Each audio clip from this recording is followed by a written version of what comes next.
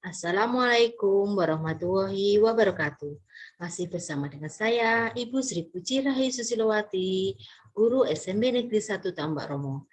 Pada video belajar kali ini, saya ingin menyampaikan materi kelas 9 semester 2, yaitu mengenai atom dan partikel penyusunnya. Oke, saya share screen terlebih dahulu.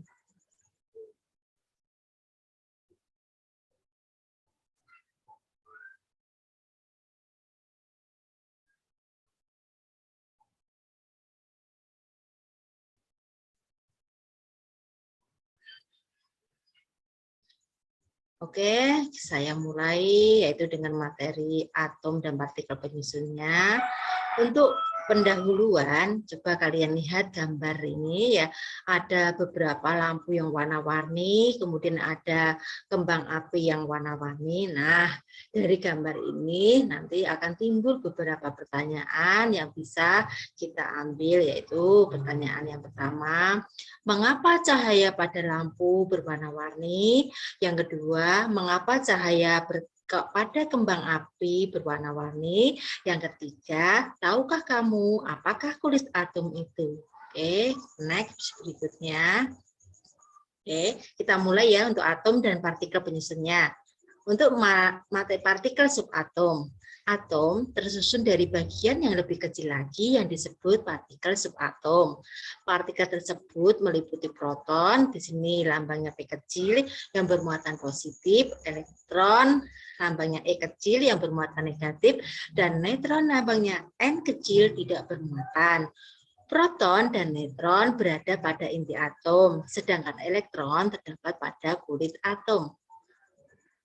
Nah, ini contoh gambar dari atom.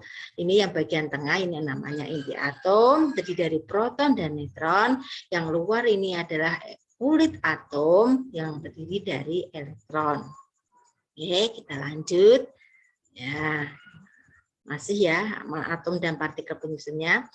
Elektron mengelilingi inti atom dengan kecepatan tinggi. Pada atom netral, jumlah proton dan jumlah elektronnya sama. Elektron merupakan partikel penyusun atom yang mempunyai massa paling kecil jika dibandingkan dengan proton dan neutron. Oke, next berikutnya. Nah, ini ada contoh gambar atom lagi. Di sini sudah jelas jumlah proton, neutron, dan elektronnya. Oke, ya, bisa dilihat. Next berikutnya. Nah, sekarang kita akan membahas mengenai apa? Teori atom. Ada beberapa teori atom. Yang pertama adalah teori atom Dalton. Atom merupakan partikel terkecil yang tidak bisa dibagi lagi. Atom berbentuk bola kecil dan berukuran sangat kecil. Gabungan beberapa atom akan membentuk suatu senyawa dengan perbandingan bilangan bulat dan sederhana.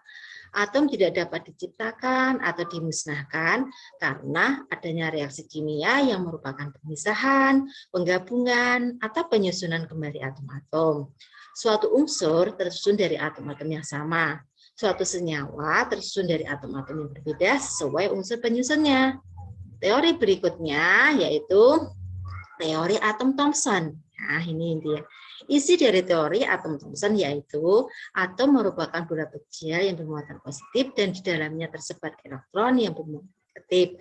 Teori ini disebut juga sebagai teori roti kismis. Nah, mengapa demikian? Karena roti digambarkan sebagai atom yang bermuatan positif dengan melekatnya kismis di sekeliling roti yang digambarkan sebagai elektron yang bermuatan negatif. Oke, next berikutnya yaitu teori atom Rutherford. Elektron yang bermuatan negatif bergerak mengelilingi atom yang bermuatan dengan kecepatan yang sangat tinggi. Atom mempunyai inti atom, di sini bermuatan positif yang menjadi pusat massa atom. Penyebaran partikel alfa tidak dipengaruhi oleh awan elektron. Sebagian besar dari atom merupakan permukaan yang hampa atau kosong. Sebagian kecil partikel alfa yang lewat akan dibelokkan dan sedikit sekali dipantulkan. Sebagian besar lainnya tidak mengalami pembelokan atau hambatan. Nah, next berikutnya yaitu teori atom Walker. Atom terbentuk dari sebuah inti yang memiliki muatan positif yang dikelilingi oleh elektron yang menyerupai lintasan. Ini muatan elektron yang memiliki atom bisa pindah dari satu lintasan ke jalur yang lain. Jika elektron pindah ke lintasan yang lebih tinggi, ia akan melakukan penyerapan energi. Apabila pindahnya ke lintasan yang lebih rendah, akan memancarkan energi. Next berikutnya, nah ini adalah gambar tabel periodik unsur. Ya, jadi sistem periodik unsur kimia. Di sini ada beberapa unsur ya, ini bisa kita lihat dari golongan dan periodenya. Jadi bisa kita ketahui dari tabel sistem periodik. Oke, kita lanjut berikutnya. Nah, kita bahas mengenai nomor atom dan nomor massa. Atom yang satu berbeda dengan atom yang lain karena mempunyai elektron, proton, dan neutron yang berbeda jumlahnya. Hubungan nomor atom, nomor massa, dan jumlah neutron dalam suatu atom yang netral, di sini tidak bermuatan ya, dapat dituliskan dengan persamaan berikut. Nah, nomor atom sama dengan jumlah proton dalam suatu atom sama dengan jumlah elektron. Untuk nomor massa sama dengan jumlah proton ditambah dengan jumlah neutron. Oke, berikutnya. Nah, sekarang berkaitan dengan penulisan. Pada penulisan lambang unsur, nomor atom ditulis subskrip turun. Nah, ini lihat di kiri lambang unsur. Sedangkan pada nomor massa ditulis subskrip naik di kiri atas lambang unsur. Sebagaimana berikut ya. Ini lihat X ini adalah lambang unsurnya. Yang Z ini adalah nomor atom, yang A ini adalah nomor massa. Contohnya ini ya, mengenai ini yang di sini atomnya yang C ya. C ini berarti memiliki nomor atomnya 6, memiliki nomor massanya 12. Oke, next berikutnya yaitu kita bahas mengenai isotop, isobar, dan isoton. Ketiga-tiganya ini memiliki perbedaan, yang tentunya dilihat dari pengertiannya. Yang pertama yaitu untuk isotop itu apa?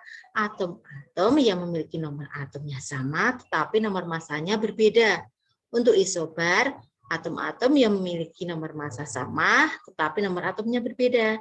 Yang terakhir isoton, itu adalah atom-atom yang memiliki jumlah neutron sama, tetapi jumlah protonnya berbeda. Oke. Ini ada satu contoh soal, ya. Jadi satu contoh soal yang terkait dengan atom partikel ya. Di sini coba kita baca bersama. Partikel terkecil penyusun materi yang sudah tidak dapat dibagi lagi disebut bla bla bla. Yang A ion, B atom, C kation, D anion. Nah, apa kira-kira jawaban kalian? Silahkan kalian jawab sesuai dengan apa yang saya uraikan di atas. Oke. Next berikutnya. Oke, sebelum saya tutup atau sebelum saya akhiri, ada kata-kata motivasi dari saya untuk para siswa kelas 9.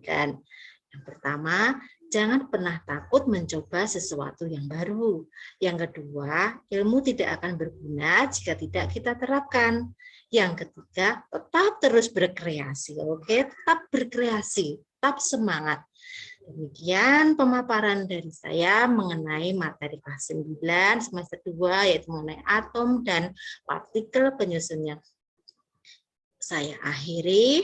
Wassalamualaikum warahmatullahi wabarakatuh. Oke.